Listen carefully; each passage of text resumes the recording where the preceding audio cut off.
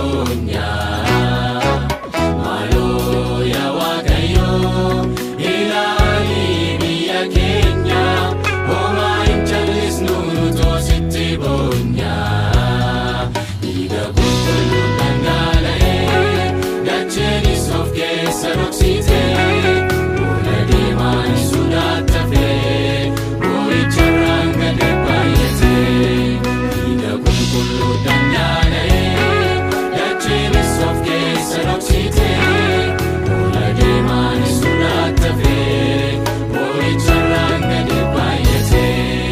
Kaayinee falmaa dhugaa, sinuwaadha abdiin keenya, ammas nuu falmitutti, dhaabatu imimmaanii keenya.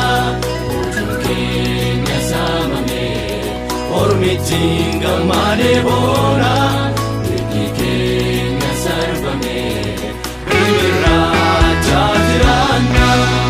Maaloo yaa Waaqayyo, ilaali gaara keenya, homaa hin callisnu nuto sitti bonya.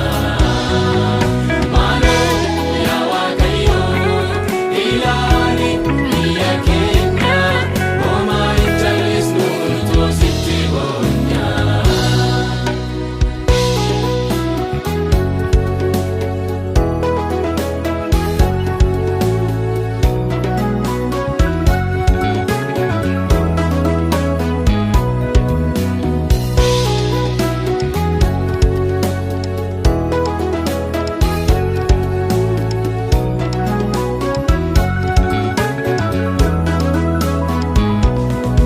Bareedduu hiilee falasaa wallaalee, inni nuyi amannes deebisee nu haalee.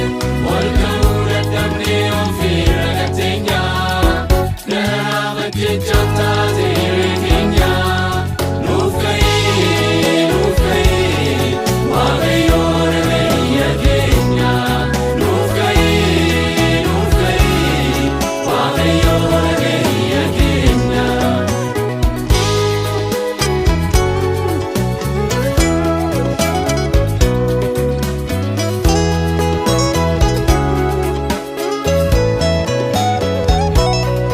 Yaa isa Abeeliin argite, yaa isa Israa'eliif falmite, yaa isa gumaanaa bootee baafte, yaa isa Geediyooniif lafte. Har'a sitti boonna, nuufis sitti waaqa keenya, ofidduu dhimma keenya, nuuf lolii lola keenya. Har'a sitti boonna, nuufis sitti waaqa keenya, ofidduu dhimma keenya, nuuf lolii lola keenya.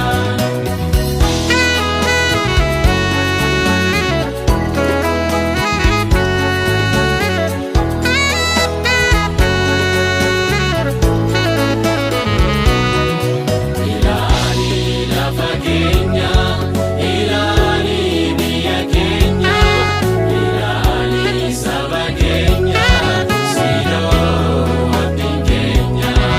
Ilaali lafa keenya, ilaali biyya keenya, ilaali saba keenya, sidoo abdiin keenya. Sidoo abdiin keenya, sidoo abdiin keenya.